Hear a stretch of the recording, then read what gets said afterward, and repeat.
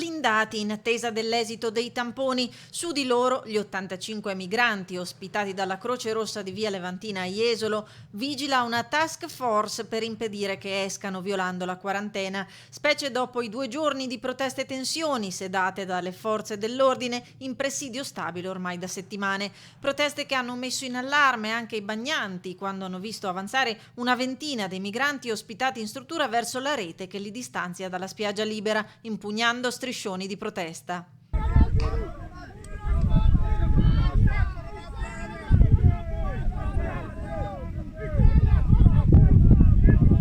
Fateci uscire, non abbiamo il Covid. Visto che al terzo tampone il risultato negativo, si sono visti negare dall'ULSI il permesso di lasciare il centro e la necessità sanitaria di doversi sottoporre al quarto tampone. E allora il copione si è ripetuto perché il gruppo si è opposto ad eseguirlo. Dopo ore di tira e molla, forze dell'ordine, operatori dell'ULSS, 4 con in testa il direttore Carlo Bramezza, sono riusciti a sedare la rivolta e a convincerli a sottoporsi al test decisivo che per loro rappresenta l'esito verso la libertà. Purtroppo alcuni degli immigrati della Croce Rossa non volevano fare il tampone, poi è stato raggiunto un accordo con l'aiuto anche della prefettura di Venezia, col quale è stato firmato appunto questo accordo, in cui è previsto che se tutti i tamponi fatti ieri risultano negativi, da appena arriva l'esito, che arriverà questa notte e domani mattina, potranno circolare liberamente in città.